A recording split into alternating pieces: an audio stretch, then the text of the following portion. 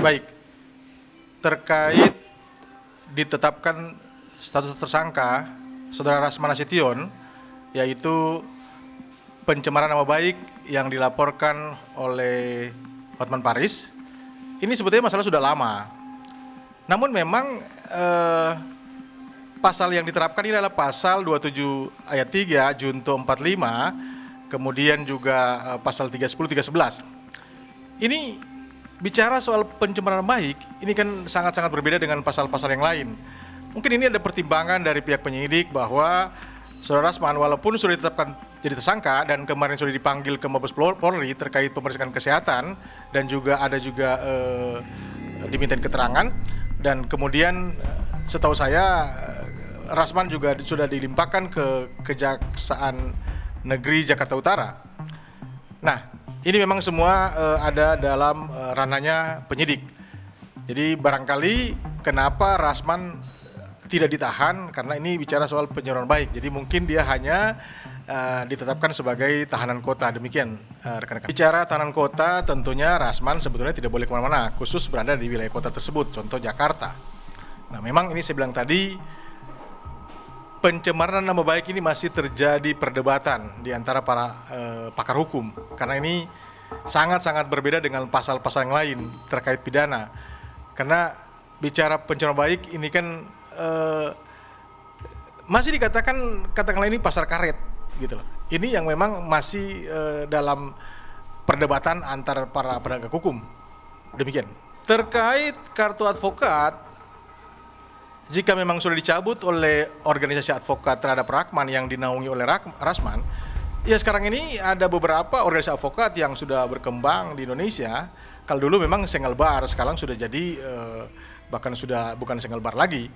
Nah, dia bisa berpindah kepada organisasi advokat yang lain. Kalau yang dicabut itu berita acara sumpahnya atau BAS, otomatis Rasman tidak bisa masuk dalam pengadilan, apalagi beracara di dalam persidangan. Itu tidak bisa kalau BAS yang dicabut. Tapi kalau cuma kartu advokat yang dicabut, Rasman bisa berpindah kepada organisasi yang lain dan dia juga bisa mendapatkan kartu advokat lain. Demikian. Bisa saja. Kalau cuma kartu advokat, kecuali ya ini harus dipastikan apakah yang dicabut kartu advokat dan juga berita acara sumpahnya.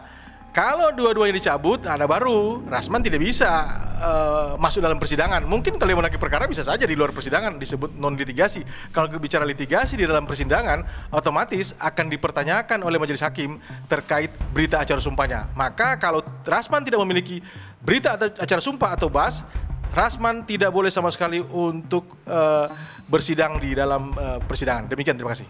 Nah, terkait Rasman masih menangani kliennya, ini tergantung daripada organisasi advokatnya. Kalau diizinkan oleh organisasi advokatnya, tentunya dia bisa melakukan itu. Dan kemudian Rasman kan memang tidak dilakukan penahanan penjara, atau tahan badan, tapi ini kan hanya tahanan kota. Mungkin itu yang membuat dia bisa menangani beberapa klien yang datang ke dia, kemudian ya dia melaksanakan itu. Kembali tadi kalau bicara soal pihak organisasi advokat yang dinaungi oleh Rasman, kemudian mereka membolehkan, ya tentu Rasman bisa menangani klien. Memang ini harus ada ketegasan memang dari masing-masing organisasi advokat.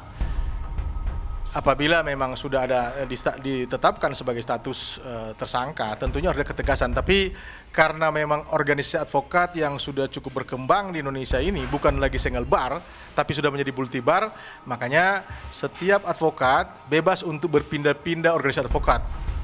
Jadi sekali lagi kembali kepada ketegasan dari pihak organisasi advokat untuk menegaskan kepada para oknum advokat yang telah mendapatkan, katakanlah, ditetapkan sebagai tersangka. Demikian.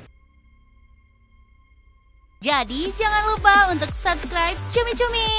Ditekan ya tombol lonceng merahnya.